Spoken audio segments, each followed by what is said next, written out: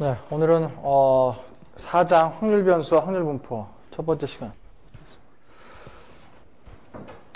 이 4장 확률 변수와 확률 분포는 지난번에 2장에서 했던 기술 통계량이에요. 기술 통계량들을 확률을 이용해서 저희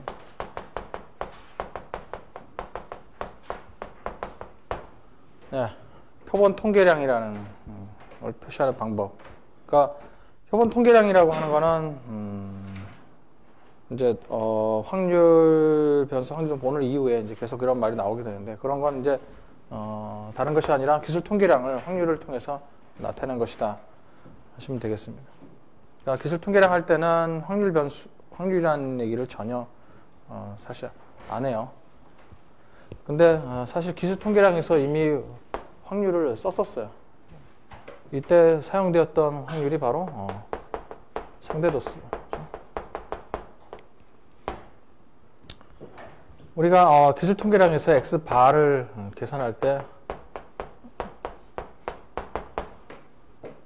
이렇게 할 수도 있고 그 다음에 또는 X바를 그때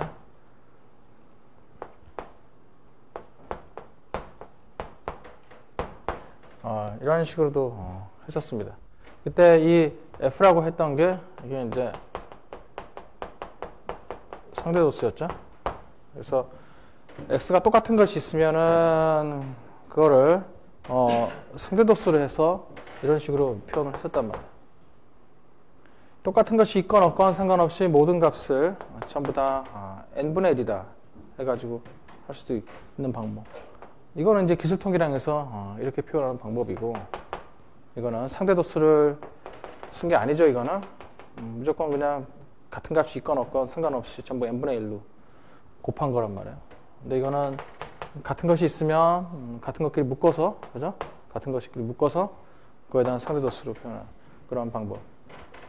그때 이 장에서는 뭐 도수분포표가 주어졌을 경우에 그때 뭐 평균을 구하는 방법 이런 식으로 해갖고 한번 우리가 잠깐 이 상대도수를 이용해서 평균을 구하는 방법 어떻게 하는지 좀 봤었어요. 거기서는 이제 도수분포표를 이용해서 하는 방법이다 그렇게 해서 봤었는데 원래 의미는 확률을 써서 하는 방법에서 나온 그런 겁니다. 기술 통계량에서 모든 공식을 전부 상대도수를 명시적으로 이용해서, 그러니까 중복된 값이 있으면 상대도수를 나타내서 전부 공식을 다 바꿔버리면 이제 표본 통계량이 되는 거야. 즉 상대도수 대신에 확률이라는 개념을 명확하게 하는 거죠. 근데 이제 학생들이 항상 그걸 자꾸 다른 거라고 자꾸 상대도수하고 확률은 다른 거다. 그러니까 너무 오랜 기간 동안에 수학적 확률만 다뤄왔기 때문에 갑자기 이 경험적 확률, 그러니까 확률이라는 게 자꾸 머릿속에서 생각해내서 수학적으로 개념적으로 생각해서 계산하는 걸로 그런 식으로 자꾸 머릿속에 완전히 박혀있기 때문에 그것을 전환시키기가 상당히 힘든 것 같아요. 그래서 이 경험적 확률이요, 수학적 말고 이 경험적 확률, 상대도수법이라고 그랬죠. 그러니까 수학적 확률도 결국은 경험적 확률하고 맞지 않게 되면 그 수학적 확률을 받아들일 수가 없다고 그랬잖아요. 객관적 확률. 그래서 뭐 어느 집에 불이 날 확률 같은 경우는 수학적 확률은 2분의 1이거든요. 하지만 그 경험적 확률하고는 전혀 경험적 확률에 비춰봤을 때 전혀 논리적으로 받아들일 수가 없단 말이에요. 그래서 수학적 확률을 쓰면 안 되죠. 경험적 확률을 해야 되는데 이 경험적 확률이라는 걸 상대도수법으로 하는 거. 이게 여러분들이 이 학교에서 상당히 교육을 제대로 받지 않았고요. 제가 말씀드린 건데 중고등학교에서 상대도수에 대한 확률을 전혀 교육을 받지 않았고 실생활에서는 오히려 경험적 확률에 대한 것을 많이 무의식적으로 많이 써왔어요. 근데 그것이 잘 연결이 지금 안 되고 있는 거예요. 그래서 이 부분을 학생들이 제일 힘들어요. 어려운 부분이 아닌데 굉장히 간단한 개념인데 상대도 힘들어하고 잘 적용을 못 시켜요. 이거. 그러니까 제가 눈에 얘기했지만 자꾸 확률이란 건 머릿속에서 계산하는 거다 하는 그런 고정관념이 너무나 강하게 박혀 있어서 그렇습니다. 지난번에 소개시켜드렸던 뭐 이항분포 같은 거요. 그런 거 계산해서 하잖아요. 그래서 그런 거에만 너무 익숙해 있어서 그런 부작용이 나는 것입니다. 개념 자체는 전혀 어려운 게 아닌데도 불구하고. 자, 확률을 여기서 이제 표본 통계량을 나타내려면 상대도수를 이제 확률로 정확하게 이게 뭐 그렇게 치자 그런 것도 아니고 정확하게 상대도수가 확률이라는 걸 명확하게 고려를 하는 것이고 그 다음에 또 하나는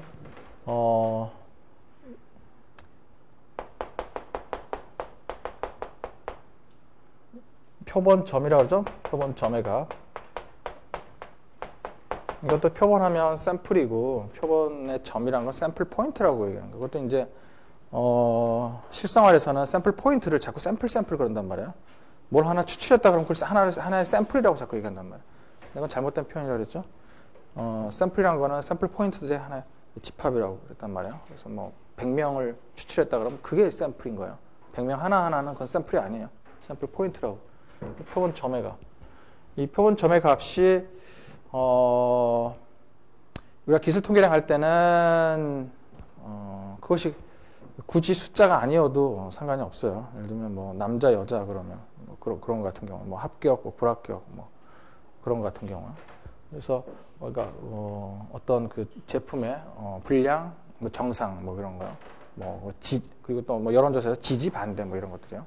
그 확률 변수의 값이 숫자가 아닌 경우도 다뤘는데 이 표본 통계량 할 때는 반드시 표본점의 값이 뭐가 돼야 된다? 네. 숫자가 된다 이 말이에요. 좀 바꿔야 돼. 그러니까 수식으로 다룰 수 있는 그러니까 그랬잖아요. 문자 같은 거는 정보가 될 수 없다고요.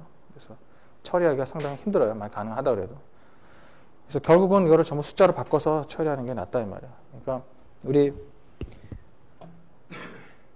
교재 나온 것처럼 불량이면 1, 합격이면 뭐 0, 지지면 1, 뭐 반대면 0 이런 식으로 전부 숫자로 바꿔놓는 그런 과정이 필요합니다.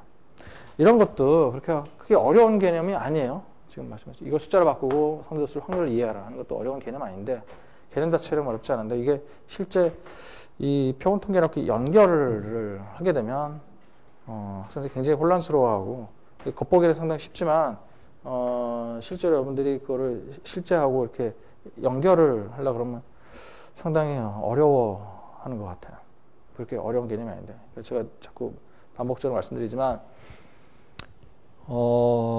어떤 상황을 대할 때 그거를 무슨 시험 문제를 대하듯이 그런 문제 해결 방식으로 자꾸 접근하기 때문에 그런 게 아닌가 저는 그런 생각이 듭니다. 그래서 그런 걸 항상 문제가 주어지면 그걸 그 상황을 이해하려고 노력하고요.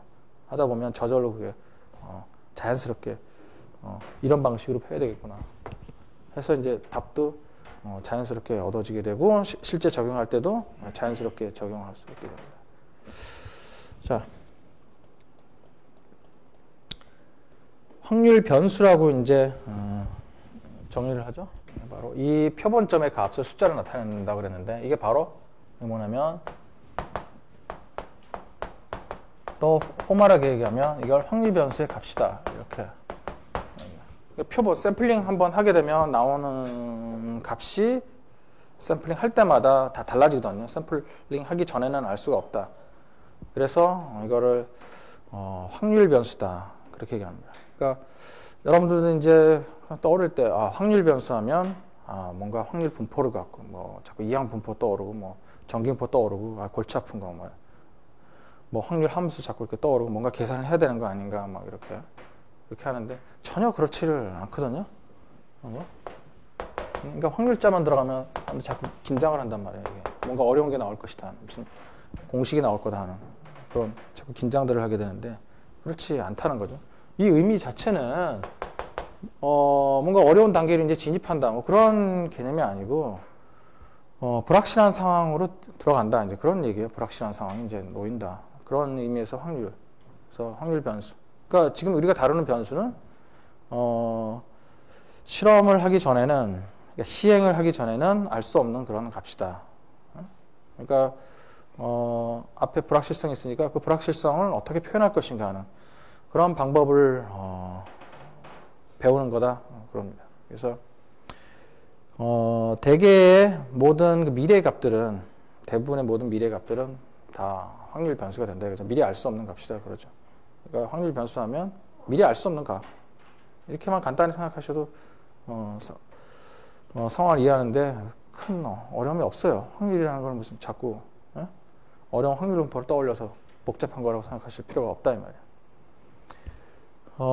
되게 비확률 변수에 그러면 예를 들 때는 우리가 이제 시간이라는 거를 듭니다. 시간이라고 하는 거는 시간이 지남에 따라서 달라지지가 확률적으로 변하는 게 아니죠. 모르는 게 아니죠. 앞으로 시간은 이미 뭐 계산하면 얼마든지 계산할 수 있듯이 뭐 수십 년, 20년, 30년 후에 달력을 다 뽑아낼 수 있고 앞으로 1분 후는 얼마냐? 그걸 모르는 사람이 어디 있어요. 그래서 그런 걸 이제 대표적인 비확률 변수다 그렇게 얘기합니다. 그래서 그걸 빼놓고는 나머지는 다 확률 변수, 다 불확실한 상황에서 살고 있다 이거죠. 자, 그런 의미에서 우리가 확률이라는 거를 자연스럽게 받아들이자 하는 겁니다. 자, 그래서 확률 변수라고 하는 거는 특정한 하나의 값을 가진 것이 아니라 확률 시험의 결과에 따라 다양한 값을 가지다. 이 모든 것들이 이제 그런 거예요. 지금 미리 알 수 없다. 하나의 값만을 가진다는 게 뭐예요? 하나만을 가진다는 게 바로 상수란 여기서 상수가 아니다. 변수다. 이제 그런 건데. 시행하기 전에는 알 수 없는 변수다. 그래서 확률 변수. 변하긴 변하는데. 자, 여기서 또 확률 변수 하면 여러분들이 보통 확률 변수를 이렇게 문자로 나타내기 때문에 문자로 나타내면 이게 변수구나. 그렇게 문자와 상수를 구별하는 방법은 상수는 숫자고 문자는 변수구나. 변수를 나타내는구나. 그런데 그것도 잘못된 방식이죠. 그러니까 여러분들이 변수에 대한 개념, 확률에 대한 개념이 명확하지가 않기 때문에 그런 식으로 오해를 하는 거예요. 문자도 얼마든지 상수가 될 수 있어요. 우리가 모집단에서 우리가 추정이 대상이 되는 거는 주로 모집단의 평균값, 모집단을 대표하는 값을 추정의 대상으로 삼는다 그랬죠. 그래서 표본을 통해서 x바 값을 구한다. 그러면 이 표본은 서로 달라지면 추출할 때마다 x값, 바값이 달라지죠. 그래서 x바는 확률 변수죠. 하지만 뮤는 이거는 값은 모르죠. 값은 모르죠. 값은 모르지만 이게 변수인가요? 그래서 이거 미지의 상수라고 그러죠. 이건 상수예요. 변수가 아니라. 뮤가 문자로 나타냈다고 변수인가요? 아니죠. 뮤는 값은 모르지만 값이 하나라는 건 확실한 거야. 이게 어떻게 모집단에서 모집단의 평균값이 어떻게 여러 개가 나올 수가 있어요? 딱 하나밖에 존재하지 않죠. 그래서 미지의 상수다. 그렇게 unknown fixed number다. unknown constant다. 그렇게 얘기를 하게 됩니다. 그러니까 변수와 상수의 구분도 좀 명확하게 하셔야 되겠습니다. 그래서 변하는 값도 미래값을 알면 비확률 변수, 미래값을 모르면 확률 변수. 그래가지고 그냥 또 변수면 다 확률 변수라고 그렇게 또 자꾸 오해하시고 그런 겁니다. 그러니까 모든 것들을 너무 이렇게 용어 중심으로 해갖고 용어에서 나오는 용어를 자체를 자꾸 들여다보고 그걸 자꾸 디파인 하려고 그러고 한 부작용에서 나오는 겁니다. 그러지 말고 어떤 상황을 놓고 그 용어가 사용되는 상황을 놓고 이해하시려고 해야 그 용어에 대한 정확한 정의를 알 수 있게 됩니다. 자, 여기서 지금 나오는 예는 기술 통계량에서 문자로 표현했던 거를 우리가 이제 표본 통계량에서 이런 것들은 이제 표본 통계량, 표본에서 나오는 통계량, 근데 기술 통계량은 기술 통계량이에요. 근데 표본에서 나오는 기술 통계량이기 때문에 표본 통계량 그런 건데 이 표본을 추출하는 이유가 모집단의 추정을 하기 위해서 추출하는 거기 때문에 확률이 필히 이제 사용된단 말이에요. 그래서 확률이 필수적이기 때문에 표본 통계량 하면 확률 변수로 나타내는 그러한 통계량이다. 그렇게 바로 그냥 특별하게 정확한 정의를 안 쓰고 그냥 그렇게 사용하게 됩니다. 왜냐하면 뭐든지 그 용어는 상황에 맞게 쓰면 되기 때문에 그래요. 그래서 좀 약간의 용어가 불명확하게 정의가 되더라도 상황을 놓고 보면 정확하게 그 의미를 알 수 있기 때문에 항상 상황을 놓고 이해하면 된다는 그 원칙 때문에 이렇게 크게 그 용어 사용에 있어서 정확성을 띠지는 않아요. 아시겠죠? 그래서 그러니까 이제 이 표본 통계량 이 자체로 이해하려고 그러면 여러 가지 어려움에 봉착하게 됩니다. 그러지 말고 표본 통계량은 모수요. 모수를 추정하기 위한 표본의 값이다. 모수를 추정하기 위한 표본의 하나의 기술 통계량의 값이다. 그렇게 표본 통계.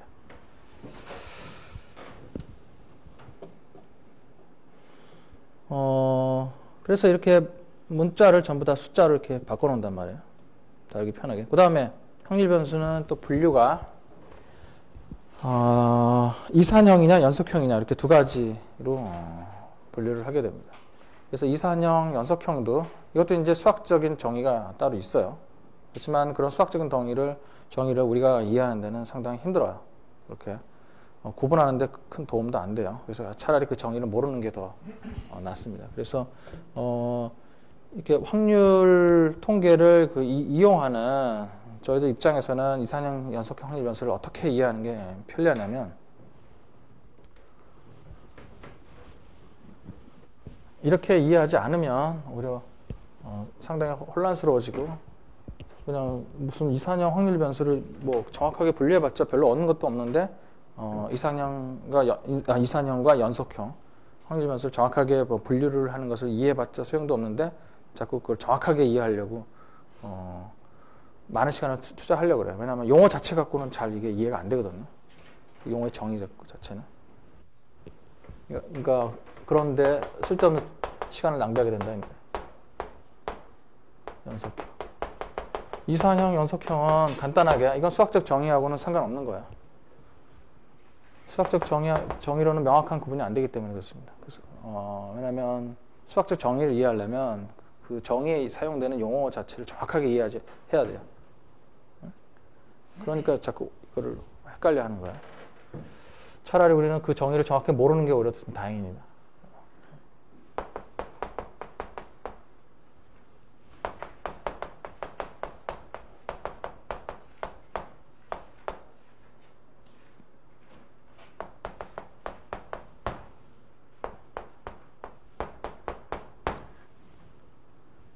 어떤 숫자가 주어져요. 그래서 x가 1이다. 그러면 1 다음에 값을 아는가.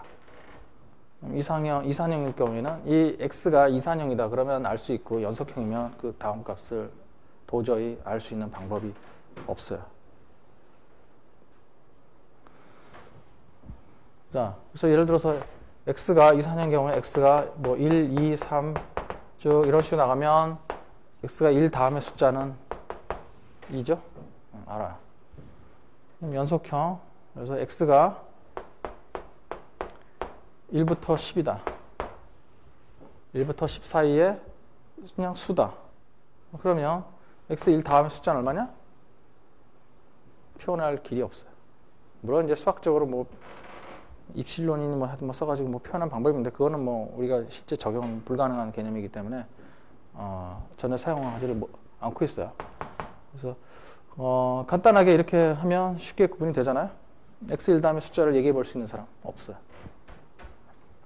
연속. 그러니까 그 1과 10 사이에는 그냥 수가 연속적으로 그냥 쫙 있는 거예요. 그냥 무한개의 수가 1부터 10까지 그냥 놓여 있기 때문에 1에서 10 사이에 표현할 길이 없어요. 1 다음에 숫자가 뭐라는 거예요. 여기서 만약에 10까지 있다 그러면 1, 2 정수죠. 그래서 1 다음에 숫자는 2, 2 다음에 숫자는 3, 3 다음에 숫자는 4 이런 식으로. 이렇게 되면 이제 이거 구분을 이거는 정수고 이거는 실수다. 뭐 이렇게 또 이상하게 섣불리 결론을 내려고 하는 사람이 있어요. 그렇게 자꾸 아무런 근거 없이 그렇게 하면 곤란해요. 그냥 그 정의를 그대로 따르는 게 좋아. 다음 값을 아는가 모르는가. 편리하게 예를 들면 그렇다는 거지. 예를 들어서 1하고 1.1, 1.2 이런 식으로 해가지고 10까지 돼 있다. 0.1 간격으로 정확하게. 그러면 이거는 정수가 아니죠? 실수지만 1 다음의 숫자는 1.1이라는 걸 알고 있기 때문에 이거는 이산형 변수예요. 그러니까 정수냐 실수냐의 그런 구분도 아니에요. 그런 어떤 이상한 방법으로 구분해서 쳐놓은 그렇게 이해하시는 분들과 또 그렇게 제시하시는 분들이 있는데 그거는 이제 상당히 저급한 수준의 사람들끼리 서로 이제 대화를 나눌 때 할 수 없이 실수란 개념도 모르고 막 제대로 잘 모르고 막 그런 사람들한테 이해시키려고 하는 어떤 완전히 틀린 건 아니고 하여튼 약식 설명이지 정확한 설명은 아니다. 하여튼 대학에서는 이런 방식으로 이해를 하셔야 됩니다. 정수냐 실수냐의 문제가 아니라.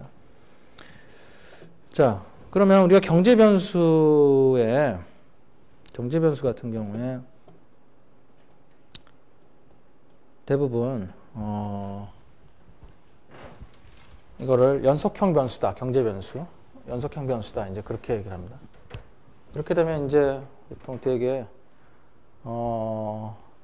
고개를 갸우뚱하시는 분들이 있어요. 예를 들면 코스피라는 종합주가지수가 예를 들어서 같은 경우에 1024.57이다. 뭐 이렇게 하면 1024.57 다음의 숫자는 그러면 1024.58 아니냐? 57 다음에 숫자는 58 아니냐? 그러니까 다음 숫자를 알 수 있으니까 이거 이산형 변수 아니냐? 이거 아니에요, 그렇죠? 이거는 뭐냐면, 그러니까 내용을 잘 알아야 돼요. 겉만 보고서 판단하면 안 돼요. 내용만. 코스피라는 거 산출 방식을 보면 뭔가 계산을 해서 나오는 거예요. 이렇게 눈으로 이렇게 관찰하는 게 아니고, 뭐 강수량 관찰하듯이 이렇게 관찰하는 게 아니고 계산을 해서 나오는 거란 말이에요. 그래서 소수점 셋째 자리까지 이하도 다 나와요. 그래서 셋째 자리에서 반올림만 하는 거예요. 그러니까 셋째 자리도 구할 수 있으려면 구할 수 있어요. 그러니까 본질상 연속적인 값이요. 그러니까 뭐 실업률도 그런 식으로 계산해서 나오는 거죠. 뭐 물가지수도 그런 식으로 계산해서 나오는 거고 GDP도 그런 식으로 계산을 통해서 나오는 거예요. 그렇기 때문에 소수점 자리가 쭉 있어요. 그래서 무한소수일 수도 있고 유한소수일 수도 있고 그래요. 하여튼. 그래서 그 본질적으로 그게 정수나 뭐 어떤 몇 소수점 밑에 몇 자리에서 딱 끊어지는 그런 값들이 아니라 이 말이에요. 환율 같은 경우도 마찬가지예요. 이거를 환율로 본다면 환율을 경우에 따라서는 소수점 두째 자리까지 표시하는 경우도 있고 소수점 한 자리까지 표시하는 경우도 있어요. 자기 마음대로. 이것도 무슨 거래대금 평균 뭐 이렇게 뭐 딜러들의 거래대금 평균 뭐 이런 식으로 뭐 이렇게 해갖고 계산을 해서 나오는 값이에요. 이렇게 이걸 환율로 본다면 그래서 대개 모든 경제 변수는 이렇게 계산을 통해서 나오게 돼요. 물론 이제 관찰을 통해서 나오는 것도 있지만 뭐 실업자 수 하면 뭐 그거야 뭐 그건 정확하게 이산형 변수지 뭐 그걸 어떻게 연속형 변수라고 할 수가 없잖아요. 하지만 실업률은 연속형 변수. 그러니까 그런 기준이 하여튼 정수냐 아니냐의 기준이 아니에요. 그래서 뭐 경제 변수를 원래는 이산형 변수인데 뭐 연속형 변수 취급한다 뭐 그런 얘기도 어떤 책에도 뭐 많이 있고 그런데 그렇지 않아요. 본질을 따져서 이렇게 연속형이냐 이산형이냐 그렇게 다 갈라놓은 겁니다. 여기 나와 있는 이 강수량 같은 경우도요. 그러니까 대개 경우에 그 이산형 변수를 찾기가 상당히 힘들어요. 강수량 같은 확률 변수도 사실 연속형 여기도 확률 변수로 취급한다고 되는데 그렇지 않아요. 강수량은 연속형 확률 변수지. 취급하는 것이 아니고 이산형 변수가 아닌 게 확실하기 때문에. 그죠? 강수량도 그건 잴 수 있는 기계에 따라서 소수점 몇째 자리 구할 수 있냐. 몸무게 같은 거, 키 같은 것도 그죠? 측정 기계에 따라서 소수점 두째 자리, 셋째 자리, 넷째 자리까지 막 구할 수 있고. 그죠? 그러니까 본질적으로 그러한 강수량, 키, 몸무게 이런 것도 다 연속형 변수라 이 말입니다. 그런 식으로 이제 구분을 하게 되면 대개 경우는 본질적으로 연속형 경우가 압도적으로 많다. 그래서 연속형 확률 변수로 분석의 편의를 위해서 연속형 확률 변수 취급한다? 그렇지 않아요.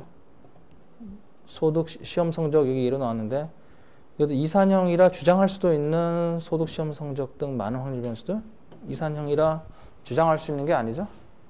이것도 그래서 시험 성적이 뭐 이렇게 평균 성적이냐 뭐에 따라 또 뭐 다르게 되고 하여튼 제가 여러 가지 하여튼 얘기했지만 기준은 변하지 않아요. 연속형이냐 이산형이냐는 아까 처음에 말씀드렸던 다음 값을 알 수 있느냐 다음 값을 알 수 없느냐 그런 거에 대한 거를 정확하게 이해하려고 접근하다 보면 이산형인지 연속형인지를 정확하게 알 수 있게 됩니다. 뭐 아닌데 그렇게 간주하자 뭐 그런 개념이 아니라 그런 거 말이다.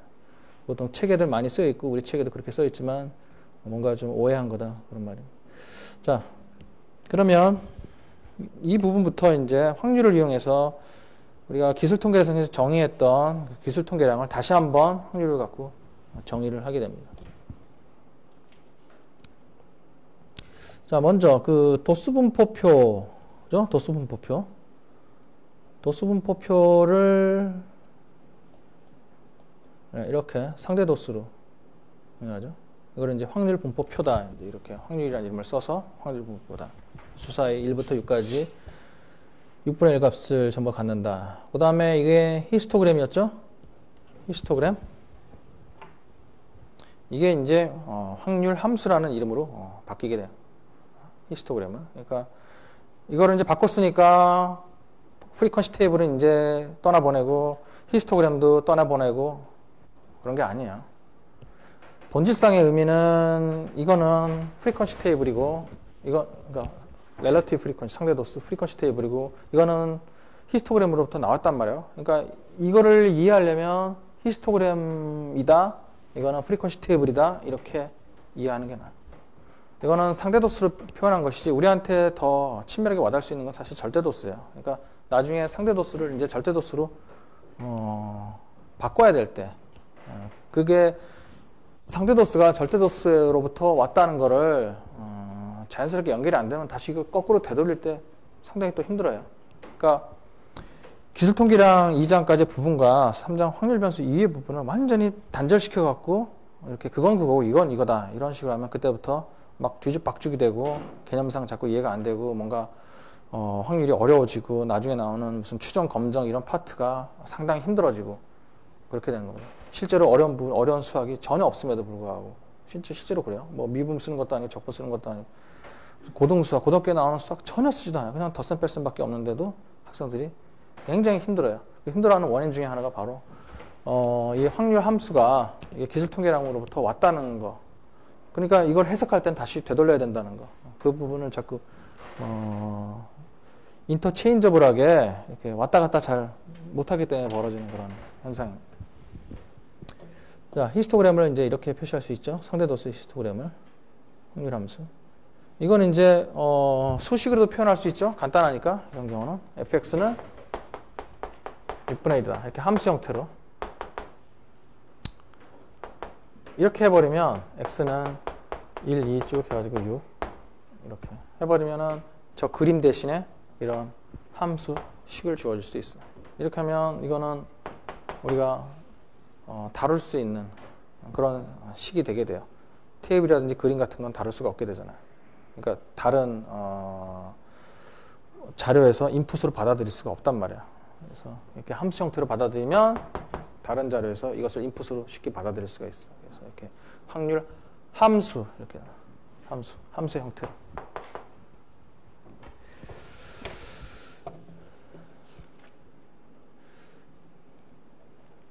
그래서 이산형 변수인 경우 같은 경우에는 히스토그램이 이렇게 확률 함수 그림으로도 나타날 수도 있고 이렇게 함수 형태로 나타날 수도 있어요. 근데 연속형인 경우에는 조금 이제 받아들이기 쉽진 않죠? 왜? 연속적인 값을 표현하는 게 익숙치가 않으니까. 하지만 이산형 변수에서 연속형 변수를 자연스럽게 연결시킬 수 있는 그런 방법이 있어요. 우리가 그걸 사실 2장에서 이미 했었어요. 2장 29페이지에 보시면은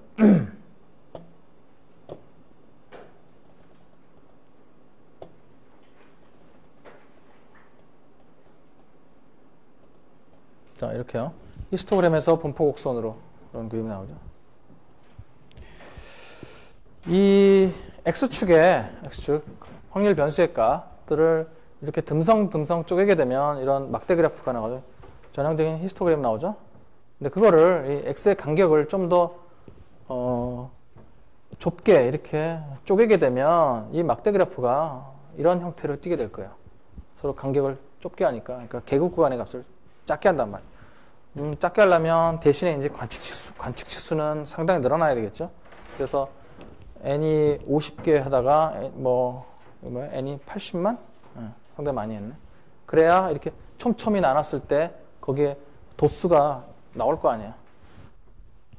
n이 50개밖에 안 되는데 이거를 촘촘히 나누면 어떻게 돼요? 그 구간에 겨우 한 개씩밖에 안 들어간다고. 그러니까 히스토그램이 그냥 이렇게 수평이 돼버려요. 그 구간에 간신히 한 개씩 들어. 거의. 그래서 기껏해 한 개씩밖에. 그러니까 구간에 여러 개의 값이 들어가게 하려면 결국 관측수가 훨씬 더 많아요. 그러니까 거꾸로 얘기하면 억지로 그런 것이 아니라 거꾸로 얘기하면 관측수가 많으면 이걸 듬성하게 자를 수가 없다 그런 얘기죠. 세밀하게 잘라요. 그러니까 이런 형태가 나오죠. 세밀하게 자르면. 그러니까 이 연속형 확률 변수에 해당하는 히스토그램의 모양은 어떻게 나올까? 이렇게 유추해 볼 수 있다. 이런 거. 아주 세밀하게 개구 구간을 쪼개게 되면 이런 식으로 이게 스무드하게 저런 최초의 막대 그래프에서 이렇게 스무드한 라인 될 것이다. 막대 그래프가 아니고 라인 그래프의 형태가 될 거다. 그런 얘기입니다. 그래서 연속형 변수의 히스토그램의 모양은 이런 방식으로 우리가 유추해서 해석할 수가 있어요.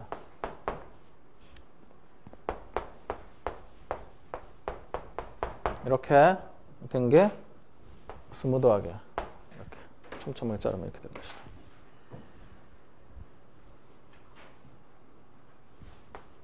근데 연속형 변수의 경우에 한 가지 문제가 되는 경우가 뭐냐면, 자, 다시 4장으로 가겠습니다. 연속형 변수의 문제가 되는 건 뭐냐면, 히스토그램은 그 높이 자체가 상대도수, 즉 상대도수 확률이라고 그랬죠. 확률이에요. 높이 자체가 확률이란 말이에요. 근데 연속형 변수로 이산형에서 연속형으로 넘어오게 되면 이게 세밀하게 잘라서 넘어온 건데 이렇게 넘어온 건데, 즉 이게 높이가 확률이란 말이에요. 이 높이가 다 확률이란 말이에요.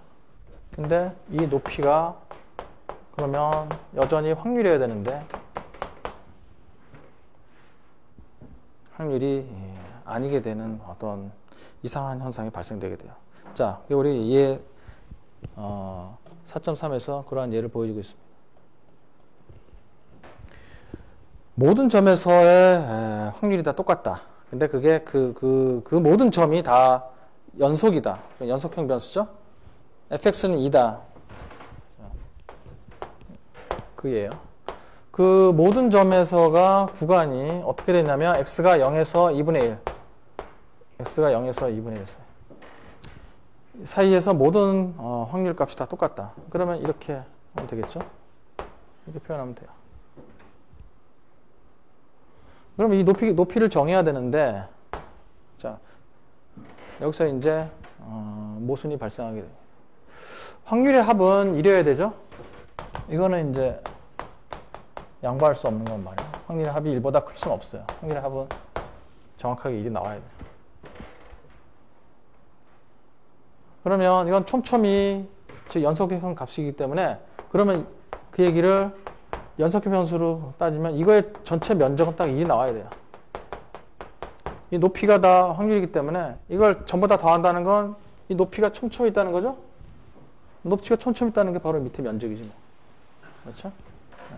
그래서 면적이 2 나와야 돼요. 확률이. 근데 지금 이거의 면적이 그러니까 1이 나와야 돼요. 이것도.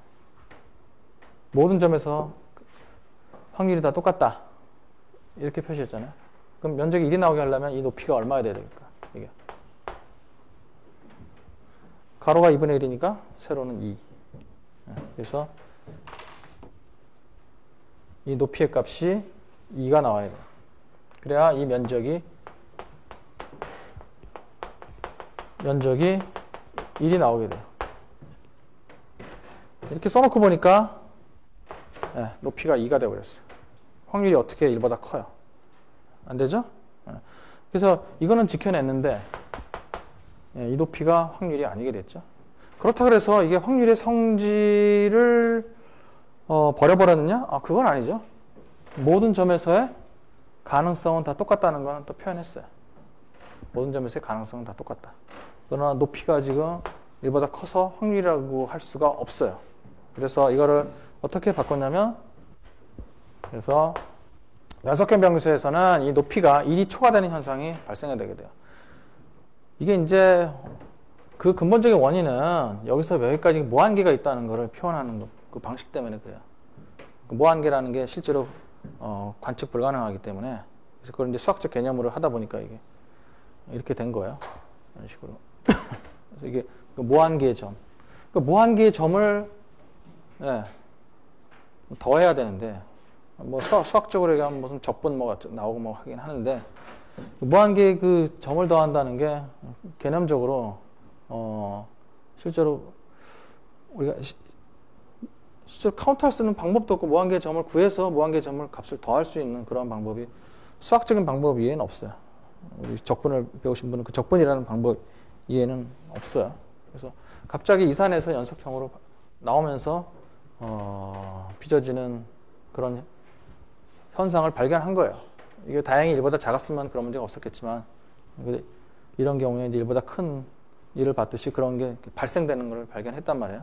그래서 이거를 어떻게 극복했냐면, 그래서 이거를 이 연속형 변수에 한해서 이 높이를 확률이라고 하지 않고 이거를 용어를 바꿔서 확률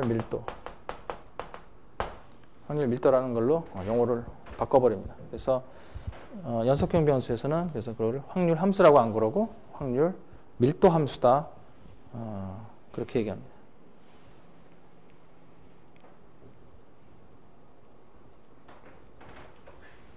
그렇죠? 확률 밀도다. 확률 밀도라고 하면서 해석은 확률처럼 해도 상관없어요. 똑같이 해석은. 그러니까 확률 밀도가 모든 점에서 똑같다? 그럼 뭐냐면 모든 점에서 확률이란 말만 안 쓰면 돼요. 모든 점에서 가능성이 다 똑같다. 그러니까 확률, 영어의 probability란 말 대신에 그러면 이거를 possibility란 말로 전환을 해버릴 수가 있어요. 가능성. 그러니까 연속형 변수인 경우에서는 이 높이를 확률이라는 말을 쓰지 말고 확률 밀도라고 공식적으로 쓰면서 그 해석은 어떻게 돼요? 그냥 가능성. 모든 점에서 가능성이 똑같다. 예를 들면 그렇지 않은 모든 점에서 확률의 밀도가 다르다 그러면, 예를 들면 이런 삼각형이다. 그럼 이 점에서의 가능성이 점점 올라갈수록 이 점에서의 가능성이 이 점에서의 가능성보다 큰 거예요. 점점. 그러다 가능성이 점점 다시 또 작아지고. 가능성으로 해석하면 돼요. 정확하게. 그러니까 원천이 어디에요? 원천이 히스토그램에서 출발했기 때문에 이렇게 된 거예요. 히스토그램에서 출발했기 때문에 이거를 확률 밀도라고 쓰고 가능성이라 읽는 거예요. 아시겠죠? 그래서 각 점에서의 확률 밀도가 다 똑같다. 이렇게 확률 밀도가. 각 점에서 확률이 다 똑같다. 이렇게 하면 큰일 나고. 물론 이제 일상적으로 그냥 엄격하게 기준은 안 따지고 이렇게 그냥 편하게 얘기하는 그런 상황이다. 그럴 때는 그냥 확률이라고 써도 큰 모순은 없어요. 자, 우리 교재에 보시면은 80페이지에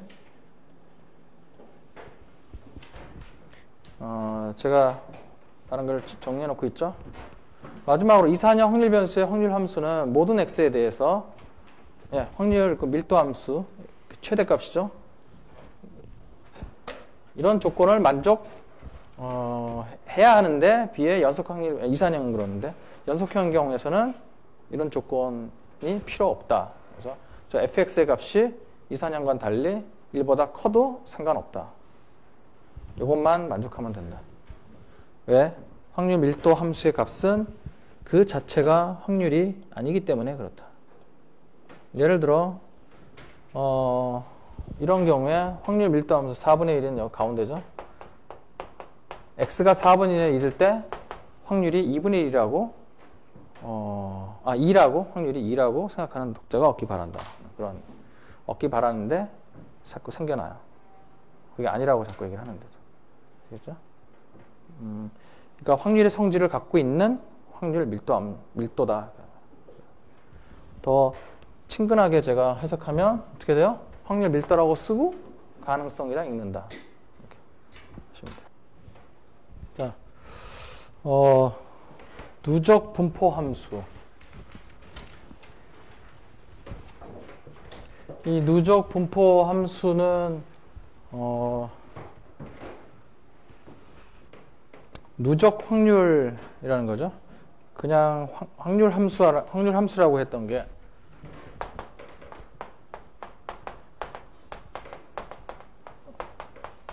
그랬어요. 보통 이제 그 구별을 할 때는 보통 이산형 같은 경우에는 이걸 px라고 이렇게 보통 많이 쓰고 이거는 연속형 같은 경우에는 fx다 이렇게 많이 써요. 그리고 이거를 특별히 확률 밀도 함수라고 그래. 밀도 함수. 그리고 이거를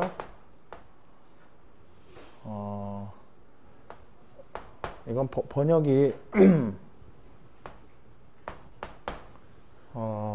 좀 어색해서 이산형 같은 경우는 따로 별도의 용어가 공통된 용어가 없어요. 그냥 확률 함수. 연속형 경우만 구별해서 확률 밀도 함수 그렇게 하는데 영어로는 용어가 있어요.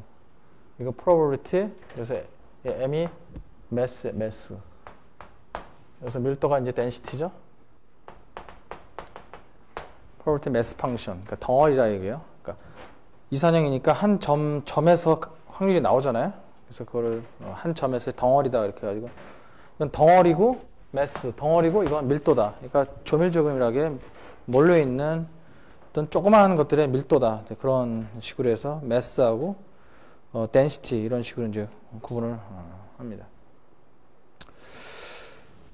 자, 이거는 그러니까 어떤 한 점에서의 뭐 확률이든 한 점에서의 확률 밀도든 한 점에서의죠. 그러니까 히스토그램하고 뭐 이건 정확하게 똑같고 이건 히스토그램식으로 해석할 수가 있고요. 확률 누적 분포는 그 점까지의 누적 확률을 얘기하는 거죠. 이건 그 점에서의 값을 얘기하는 거고.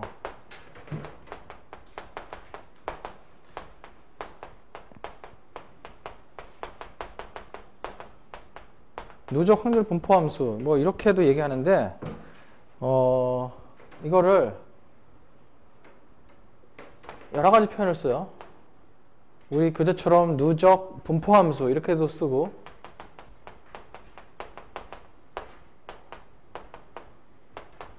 혹은 이거를 확률 분포 함수 이런 식으로 표현하고요. 다양하게. 근데 하여튼 그 용어 자체가 중요한 게 아니라 이렇게 뭐 다양하게 사용한다는 것이지.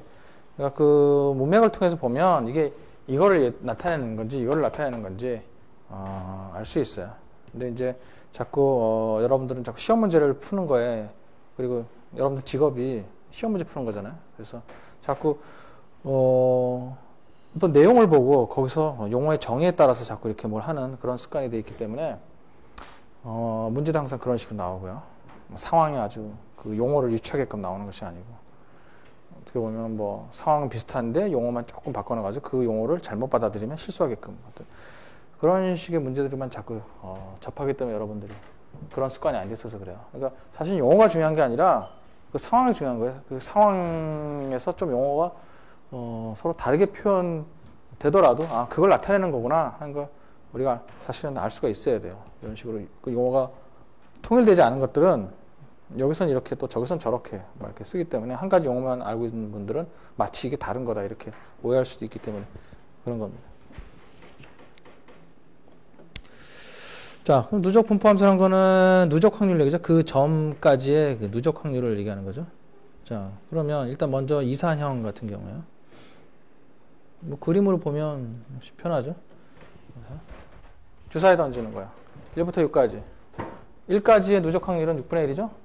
2까지의 누적 확률은 1부터 2까지는 아무 값도 없으니까. 그죠? 1 다음에 값이 2니까. 그 다음에 갑자기 확률이 뛰죠? 월로?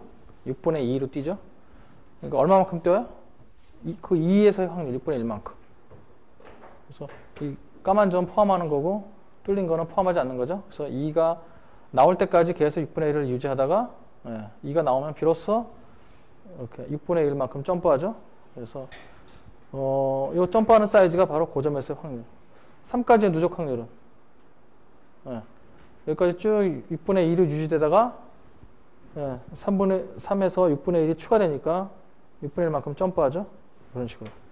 계단 방식으로 저렇게 되어 있습니다. 그래도 맨 나중에 6까지의 누적 확률은 당연히 1이 되겠죠. 그래서 뭐 연속이든 이산이든 상관없이 하여튼 맨 마지막 점에서의 누적 확률은 당연히 6분의 1이 아니죠. 합이 1해야 되니까 1이 될 수밖에 없는 거죠. 근데 이산형 변수는 이런 식으로 이렇게 디스크리트하게 나타내 있으니까 계단처럼 나타나는 게 당연한 거다. 그래서 어떤 값에서 얼마만큼 그게 점프할 것이냐 하는 거죠. 어떤 값에서 얼마만큼. 어떤 값? 이산 변수의 그 값에서 그 이산 변수의 그 점에서의 확률값만큼 점프하는 거죠. 이런 거는 뭐 여러분들이 그리는 게 별로 중요하지도 않아요. 사실 여러분들이 의외로 이런 걸 자꾸 뭐 중요하게 생각하고 이런 거 그려보려고 하고 그러는데 이런 거 그냥 눈으로 그냥 이해하면 돼요. 여러분들이 그려볼 일은 거의 없어요. 다른 코스도 그렇고 그냥 눈으로 그냥 이해하는 정도만 하시도 별로 중요한 개념이 아닙니다. 그냥 어떤 경우에는 어떤 한 점에서 확률을 구할 때가 있고 어떤 경우에는 그 점까지의 누적 확률을 구할 때가 있다. 그게 중요한 것이지 이거를 그림을 그릴 줄 아느냐 뭐 그런 게 중요한 게 아닙니다. 그다음에 연속형 확률 변수형 같은 경우요. 우리가 아까 그 0하고 2분의 1 사이에서 모든 점에서의 가능성이 다 똑같다. 즉 확률 밀도가 다 똑같다. 2로 다 똑같다고 확률 밀도라는 값이 2다. 그러니까 저 확률의 단위가 없듯이 확률 밀도에도 단위가 없는 거예요. 그냥 확률 밀도가 그냥 2다. 절대적으로 그래서 2가 큰 거냐? 그거는 뭐 알 수 없는 노릇이고. 왜요? 저 확률 밀도의 최고값은 얼마야? 정해지진 않잖아요. 확률의 최고값은 1이지만. 그래서 이것만 보고서는 뭐 확률 밀도가 높으냐 낮으냐 그렇게 할 수가 없죠. 그래서 그게 바로 연속형 경우의 차이죠. 이 경우에 이제 그 누적 확률은 여기 뭐 스몰 a라는 점까지 누적 확률이 얼마냐? 그 이하의 전체 면적이 되죠. 확률 밀도 함수 이하의 전체 면적. 그러니까 어느 구간 사이의 확률은 뭐야? 어떤 구간 사이의 확률은 확률 밀도 함수인 경우는 그 확률 밀도 함수 밑에 면적을 구하면 되는 거예요. 저렇게 출발한 이유가 우리가 곡선의 면적을 구하라 그러면 곡선의 여기서부터 여기까지의 면적을 한번 구해봐라. 이거 어떻게 우리가 직관적으로 구해요? 이거 수학적으로 적분을 해야 되기 때문에. 그래서 저런 식으로 우리가 면적을 쉽게 구할 수 있는 사각형 형태로 출발한 겁니다. 그러니까 이 면적을 여러분들이 구할 일은 없어요. 실제로 이런 식으로 이렇게 곡선이 있다 그래도 그러니까 여러분들이 개념상 누적 확률이라고 하는 거는 그 점까지의 누적된 확률. 즉 이거를 그림으로 나타낼 경우에 아까 이산 변수에서는 그렇게 나타내고 연속 변수인 경우에서는 이 PDF라고 하는 거야. 확률 밀도함수. 예? 그 이하의 면적이다. 면적이 확률을 나타낸다. 이렇게 생각하시면 되겠습니다. 이하. 그렇잖아요? 히스토그램일 때 어땠어요? 이게 이산형 히스토그램이다 그러면 이 점까지의 누적 확률은 뭐야? 상대도수니까 이거의 높이 더하기 이거의 높이 아니에요. 그죠? 그러니까 여기 모든 높이를 다 더해봐요. 그런 얘기죠? 모든 높이를 다 더한다. 촘촘히 붙어있다. 면적이다. 그렇게 생각하시면 된다 이 말이에요. 물론 높이가 1이 커질 수가 있지만 그거는 이제 무한대라는 개념 때문에 나오는 모순이에요. 그래서 그거를 이제 수학자들이 면적은 다 합쳐서 1이 나오게끔 이 PDF를 정의해야만 한다 하는 그런 강제적인 조건을 걸고 있기 때문에 면적은 반드시 1보다 작게 나오게 돼 있어요. 구간의 누적 확률은. 그래서 그림으로 표시하면 뭐 이렇게 되겠죠. 이것도 여기서 이 그림을 유도하려고 왜 갑자기 이렇게 됐을까 그런 생각 하지 마세요. 하는 게 중요한 게 아니니까. 여러분들이 이해할 거는 여러분들이 누적 분포 함수를 보는 경우는 거의 없어요. 그거 말고 누적 확률이 이 확률 밀도 함수에서 그 값까지의 누적 확률, 즉 그 이하의 곡선의 면적이다. 그 이하까지 그 곡선 이하의 면적이다. 그게 더 중요한 거죠.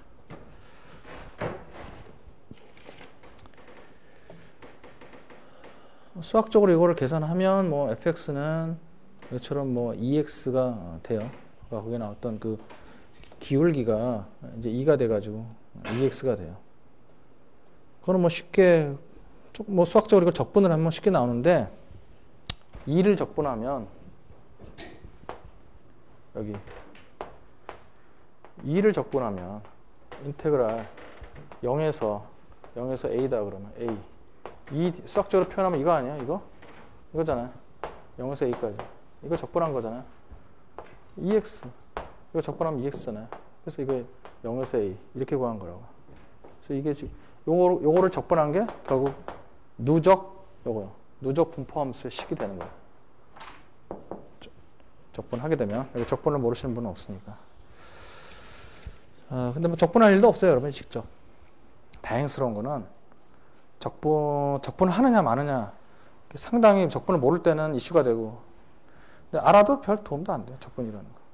적분을 여러분들이 할 일이 없기 때문에. 네?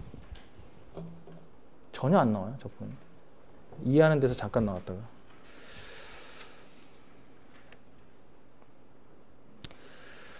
자, 그러면 봅시다. 분포함수, 예. 이 구간의 확률이라고 하는 거는, 구간의 확률. 어떤 구간의 확률을, 그러니까 이 곡선에서 지금 면적 구하는 거예요. 요거는 그 이하의 누적 확률 함수라고. 여기 A다 그러면 요 A 이하의 확률. 그게 이제 A까지의 누적 확률이다. 8분의 1에서 8분의 3까지의 확률이다. 지금 연속형 경우 오는 거예요. 그래서 8분의 1에서 8분의 3이다 이거. 그러면 8분의 1에서 8분의 3 사이의 확률은 얼마냐? 그럼 8분의 요 사이 요거 지금 빗금친 부분의 면적이 되겠죠? 여기 이제 PDF면 확률은 그럼 그거를 지금 어떻게 나타내는 거예요? 8분의 3 이하의 면적에서 8분의 1 이하의 면적을 빼면 되잖아요. 그죠? 그런 식의 표현 방법. 이건 이제 자주 나오는 그런 방법입니다. 보통 이제 이 부분에 이 사이의 면적을 구하기 위해서 이 사이의 면적을 직접 구하는 게 아니고 이 이하의 면적에서 이 이하의 면적을 빼는 방법으로 그렇게 구합니다. 그 이유는 뭐냐면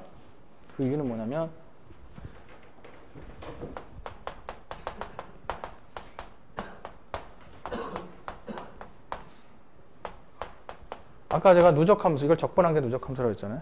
누적함수. 그 8분의 3 이하의 면적이라는 게 누적 확률 아니에요? 그러면 8분의 3 이하의 면적을 구하려면 누적 함수를 알아야 되잖아요. 근데 이걸 우리가 계산할 일은 없죠? 그래서 주어져요. 이번 말하자면 여러분은 문제풀이 입장에서 말한다면 그건 주어지게 되고, 뭐 실제로 실무에서는 이런 것들을 다 누적 함수와 우리가 엑셀에서 내장된 함수들을 이용하는 선 넘지를 않아요. 아니면 통계 패키지에서 누적 확률을 이런 식으로 어떤 점 이하의 누적 확률을 구할 수 있는 것들을 다 주어지게 돼요. 그러니까 여러분들이 저를 믿으셔야 돼요. 그러니까 직접 계산할 일이 없어요. 그러니까 누적 함수가 주어진다 이 말이에요. 여러분들한테. 이걸 여러분들로 적분해서 계산해내라? 그런 경우 없어요. 적분해서 만들어라? 그래서 fx를 아주 복잡한 형태로 주어지고 누적 함수는 이걸 적분을 해야 되는데 아까 제가 적분 여기 했잖아요. 그 이하의 면적 구해야 되니까. fx dx 그러니까 마이너스 무한 대부터 a라 그러면 a 이하의 확률을 구하라는 게 바로 이거 아니에요? fx라는 pdf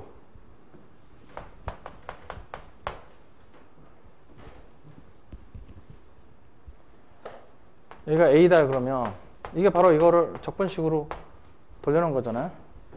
근데 여러분들이 적분을 안 한다고. 여기 EX에 해당되는 이런 형태를 여러분들이 편하게 앉아서 다 받게 돼요.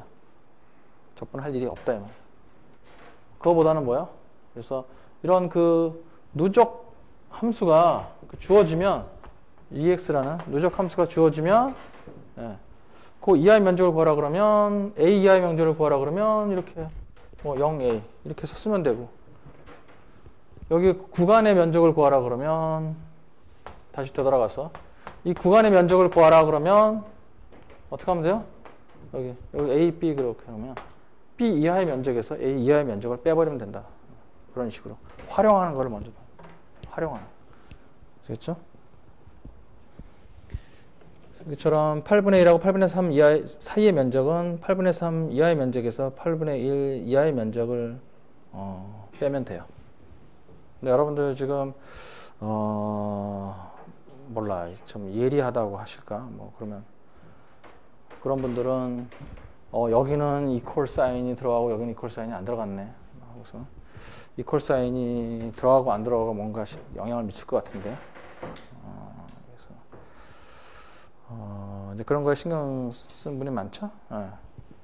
그게 이슈가 될 때가 있긴 있어요.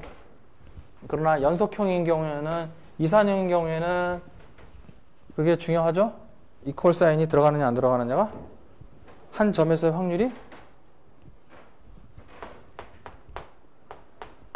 저게 만약에 이산형이다. 예를 들어 주사위 같다. 그럼 주사위로 그러면 x가 이 확률하고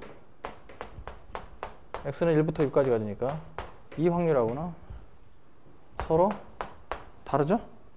이건 x가 1부터 6, 그러니까 이거 확률은 1이고 이거는 6분의 5, x가 1부터 5. 서로 틀리죠? 이퀄이 들어가느냐 안 들어가느냐에 따라서 틀려요. 이산인 경우. 왜? 이산인 경우는 왜 그래요? 한 점에서, 여기 한 점에서 확률이 다 존재하기 때문에.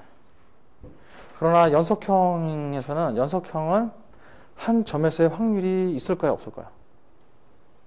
없어요. 그러니까 아까 확률 밀도라는 걸로 바꿨다 그랬잖아요. 그러니까 한 점에서 확률을 계산 불가능해요. 확률 밀도는 존재하는데 확률이 존재하지 않게. 갑자기 확률 밀도라는 걸로 바뀐단 말이에요. 그러니까 한 점에서 확률이 존재하지가 않아요. 그래서 그걸 어떻게 약속했냐면, 수학자들이 어떻게 약속했냐면, 연속 변수인 경우에는 한 점에서의 확률은 전부 0으로. 0으로. 그러니까 여기서도 좀 논리의 모순이 생기죠? 하나는 뭔가 해결되는데 하나는 뭐가 안 맞고 막 그래요. 그러나 큰 대세에는 지장 없어요. 가장 큰 게 확률, 연속형 변수, 어떤 구간의 확률은 딱딱 맞게 돼 있어요. 왜? 전체 구간의 확률이 1이기 때문에. 그리고 높이가 확률 밀도지만 그게 상대적인 높이가 다 이거에 여기서의 확률 밀도, 여기서 확률 밀도가 이렇게 차이가 난다 그러면 여기서의 가능성이 여기서 가능성보다 굉장히 작다. 얼마만큼? 요것만큼 상대적으로. 그런 식으로 상대적인 비율은 그대로 유지가 되기 때문에 그러니까 전체 이거 확률을 1로 만들어 놨단 말이에요. 마이너스는 안 됐어. 예, 대신에 그러니까 fx죠. 대신에 fa는 전부 0으로 만들어 놨다. 그러니까 다시 돌아오면 그래서 자 마이너스 부터 무한대까지 모든 점에서의 확률이 0.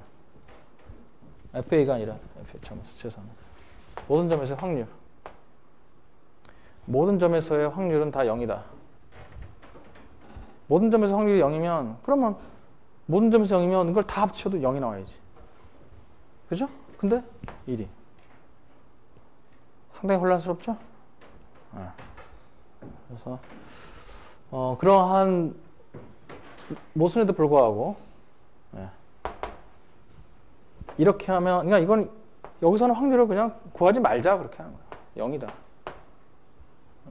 이걸 이렇게 가면 모순이 되잖아요. 이렇게. 그래서 그냥 이렇게 가지 말고 전체 다 합치면은 0이 안 나오고 1이 나오게끔 fx를 만든다 그랬잖아요. 전체 면적이 1. 그래서 이거는 이것대로 가고 이거는 이것대로. 그러니까 어느 한 점에서 연속형 변수의 경우에는 그러니까 이거를 0이라고 그냥 define 수학적으로 어떻게 뭐 모르겠다 뭐 계산 불가능하다 뭐 이렇게 해버린 게 아니라 0이라고 정해놓고 했을 뿐이지. 이게 뭐 그러니까 그런 얘기는 뭐냐면 그걸 뿐이다 그렇게 받아들이면 돼요. 그러니까 어느 연속형 변수의 경우에는 어느 한 점에서의 확률을 구할 수가 없다. 이게 정답이야.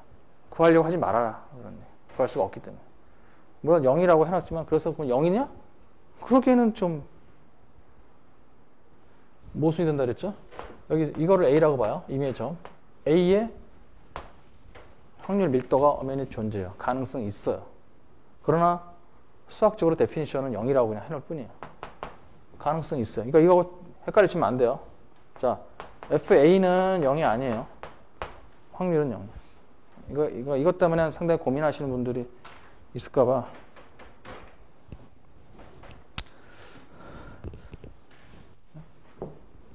아시겠죠? FA는 아까 그랬죠. 계속 얘기하는 게. FA는 밀도의 값이에요. 밀도라고 쓰고 가능성이랑 읽는다. 그게 확률이에요, 사실은. 심정적으로는 확률이라고 얘기하고 싶어요. 심정적으로 확률이라고 얘기하고 싶은데 이거를 확률 밀도가 아니고. 근데 이게 1보다 커버리는 상황이 나오니 어떻게 확률이라고 그러면 안 되지. 그래서 그냥 가능성이라고 바꿔서 해석하게 됩니다. 그러니까 이게 이렇다 그래서 이 점에서 확률은 0이다. 그러니까 이 값은 도저히 발생될 수 없다. 그런 게 아니에요. 발생되고 있잖아요. 연속형 변수의 값들이 다 우리 실생활에서 다 값들이 발생되고 있는데 그게 가능성이 전부 0이라고 그러면. 그러니까 이건 이렇게 써놓고 이건 가능성이라고 하면 안 돼요. 그렇죠? 이걸 가능성이라고 해요. 그걸 잘 구별하셔야 돼요. 자, 다시 한번 정리하면 누적분포 함수에 우리가 쓰는 용도는 누적분포 함수에 쓰는 용도는 이런 식의 확률을 구할 때 이렇게 어떤 구간의 확률을 구할 때 이렇게 쓰게 됩니다. 안 그러면 우리가 다 일일이 다 적분을 해야 되기 때문에 그래요. 대신 이걸 주어지고 누적함수의 값이 주어진단 말이에요. 그러니까 항상 이 값은 우리가 쉽게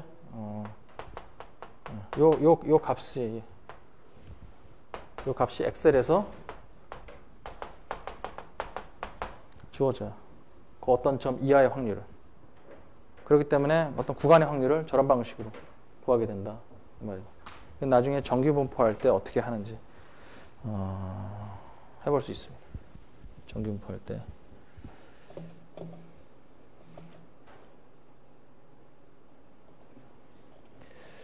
자, 그 다음에 확률 변수의 평균과 분산. 기술통계량이죠. 기술통계량에서 우리가 평균, 뭐 분산, 공분산, 상관계수 다 했죠. 그 절차를 그대로 다 밟습니다. 뭐를 이용해서? 확률을 이용해서. 자, 그럼 평균은 이렇게 정의가 다시 바뀌죠. 자, fx가 뭐예요? 상대도수죠. 상대 도수. n분의 1. n분의 1 하지 않고 값이 서로 똑같다 그래도 n분의 1 하지 않고 한다 그랬죠. 그래서 x의 값이 그리고 여기가 상대 도수가 1, 2, 3이다. 근데 상대 도수가 이게 전체 6분의 2이고 이게 6분의 1이고 6분의 3이다. 이렇게 있다. 그러면 이거를 기술통계량에서 했던 방식으로 하면 어떻게 평균을 구해야 돼요? 이게 전체가 그리고 전체 총 도수의 합이 편의상 6이라고 합시다. 그래서 이렇게 하면 1이 2번 있고 2가 1번 있고 3이 3번 나왔다 그런 얘기죠. 이거 총 6번 이 중에서 그래서 상대 도수로 바꿔놓으면 이거를 1 곱하기 6분의 2 플러스 2 곱하기 6분의 1 플러스 3 곱하기 6분의 3. 그러니까 이런 방식이 뭐예요? 이런 방식을 우리가 단순 평균 방식이라고 하죠. 단순 평균. 일일이 중복이 되든 안 되든 이렇게 중복이 되든 안 되든 전부 다 더해갖고 6개를 전부 다 더해서 개수만큼으로 나눈 거. 그런 이제 심플 에버리지라고 그러고 이런 것들 중복이 된 거를 고려해서 가중치별로 이렇게 하는 거를 이런 거를 가중평균이라고.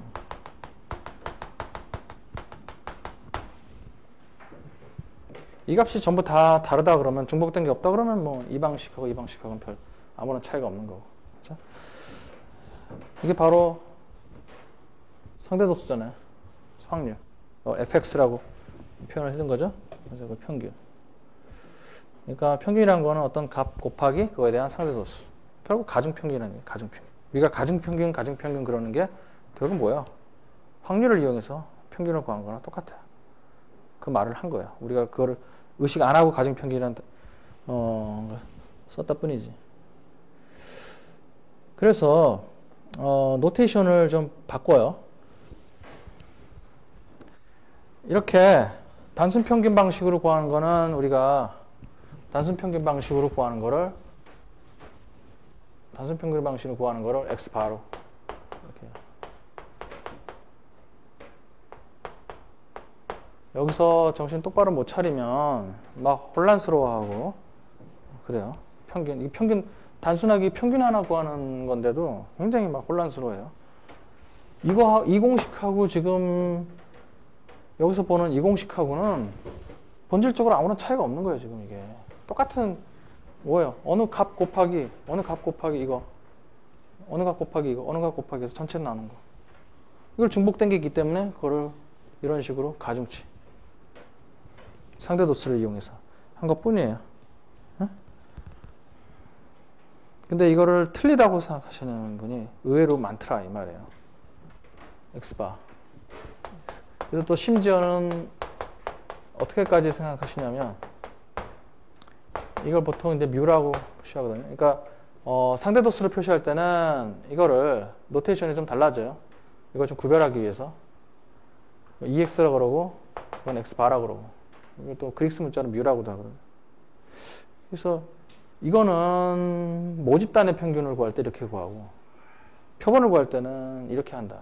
뭐 이렇게까지 오해하시는 분들이 모평균은 뮤고 뭐 표본은 평균은 이렇게 구하고 그게 아니에요. 본질적으로 지금 평균 구하는 방식이 달라진 게 없어요. 똑같아요. 그런 식으로 오해하지 않기 바랍니다. 이게 모평균, 표본 평균 구하는 아니에요. 물론 노테이션은 그렇게 구별을 하지만 공식이 변한 게 아니다. 그 말이에요. 만약에 모집단, 표본 평균도 이런 식으로 구할 수도 있고, 그러니까 이런 식으로 구할 수도 있고, 모평균도 이런 식으로 구할 수도 있고, 이런 식으로 구할 수도 있고, 서로. 아무 방식이나 다. 중복된 게 있으면 상대도수, 없으면 그냥 단순 평균 방식. 그래서 이렇게 하는 거를 특별히 평균을 기대값이다 그렇게 불러요. 그럼 이건 기대값이라 그러고 이건 기대값이라 그러면 안 된다. 그게 아니란 말이야. 이것도 기대값이고 이것도 기대값이에요. 이것도 똑같아요. 평균을 기대값이라고 부르기로 한다.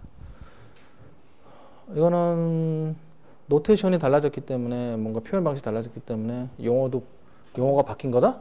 그거 아니에요 절대. 기술 통계량에서도 이거를 기대값이라고 해도 괜찮아요. 아무 상관이 없어요.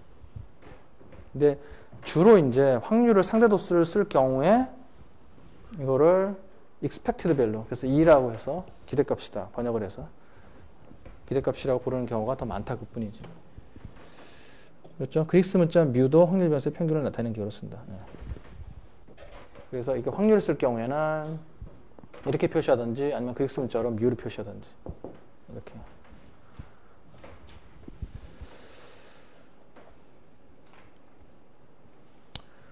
자, 그 다음에 함수의 평균이요. 함수의 평균. x의 평균이 아니라 gx의 평균을 구하는 거다. 그러면 여기 x 값이 있고 루트 x의 평균을 구한다. 예를 볼까요?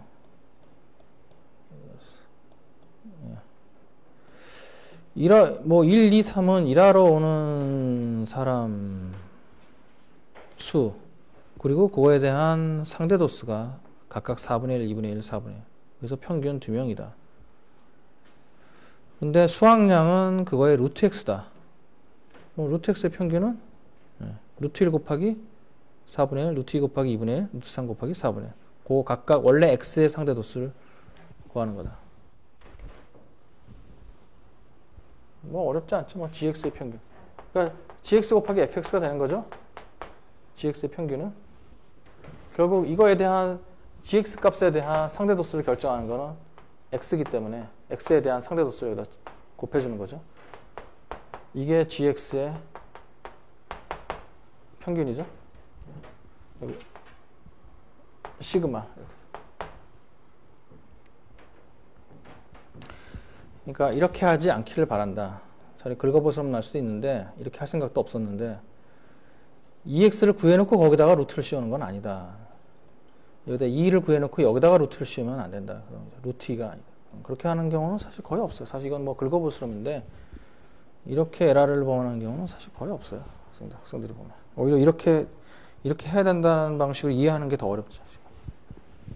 그렇지 않죠? 자, 여기 다시 한번 비교해두고 있죠? x하고 루트 x값. 그러니까 루트 1이 발생할 가능성하고 1이 발생할 가능성은 서로 똑같기 때문에 그렇죠? 1대1 대응이 되니까. 루트 2가 발생할 가능성은 2가 발생할 가능성은 똑같고 루트 3이 발생할 가능성은 3이 발생할 가능성은 똑같으니까. 당연히 그렇게 나오는 거죠. 이런 방식으로 gx에 대한 가능성은 바로 x에 대한 가능성을 결정하기 때문에 gx의 확률은 요게 발생할 가능성은 바로 x가 발생할 가능성은 똑같은 거예요. 그 다음에 여기 나오는 공식 하나 평균. 이것도 기술통계량에서 한번 했었죠. 어떤 그 기술통계 대상이 되는 변수에다가 똑같은 값을 더해주면 평균도 그만큼 증가하고 곱해주면 그거에 비례한다. 했었죠. 그래서 이 EX라는 노테이션을 쓰게 되면 X바는 이 노테이션상 이걸 AX 플러스 B의 평균을 뭐 이렇게 하는 게 굉장히 좀 어색해요. 그래서 expected value 그거를 이용해서 하게 되면 이 노테이션을 이용하게 되면 상당히 편리하게 쓸 수가 있어요. 그죠? A의 EX 플러스 B 마치 2라는 게 무슨 연산자에 해당되는 것처럼 새로운 무슨 연산자인 것처럼 이렇게 A는 여기서 변수에다만 골라서 expected value를 취하고 나머지는 그대로 두고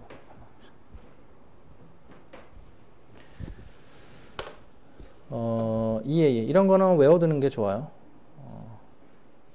밑에 20 같은 경우는 왜냐면 갑자기 정신이 맑을 때는 그러니까 여러분들이 이런 걸 반복해서 사용하는 직업을 갖고 있다 그러면 이거는 뭐 굳이 이런 연산자를 몰라도 상관없는데 그런 직업에 종사하지 않고 있다가 갑자기 문제 풀으라고 뭐 시험에서 자꾸 나오고 여러분들 직업이 없는 가운데 자꾸 문제 풀이만 하니까 어떤 변수에다가 그걸 더하면 평균은 그것만큼 늘어나고 곱하면 그거에 비례해서 늘어난다는 말이 갑자기 부자연스럽게 다가올 때가 있다고. 당연한 게 안 당연스럽단 말이에요. 그럴 땐 이런 공식을 그냥 이런 방식으로 외워두고 있으면 상당히 편해요. 이렇게 이런 방식. 그렇죠? 오퍼레이터처럼 이렇게 x에다가 기대값 취하고 요거 a하고 b는 상수잖아요. 상수는 그대로 나오고 변수만 expected value를 취하고 이런 방식으로 외우면 편해요. 그 다음에 분산도 우리가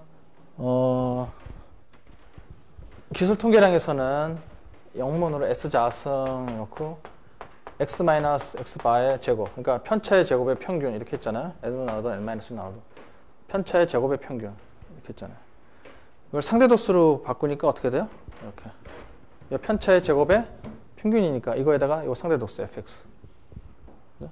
아까 이거 했었잖아요. gx의 평균은 어떻게 했어요? gx에다가 x의 확률을 곱해줬죠?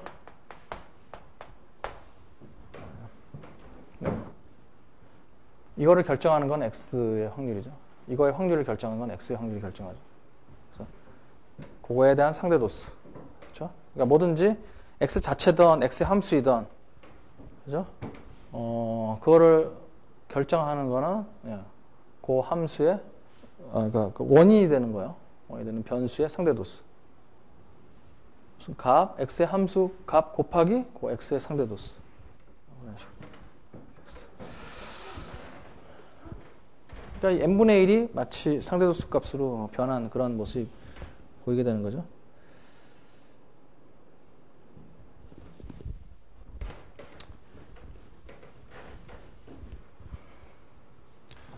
그러니까 그걸 아무 개념 없이 하게 되면 어떤 실수를 범하게 되냐면 보세요. 아까 1, 3이다.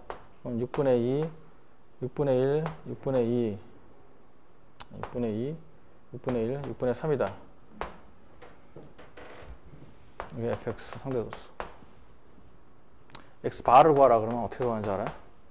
x바를 구하라면 아무 생각 없이 그냥 1 더하기 2 더하기 3 나누기 3 이래버린다고.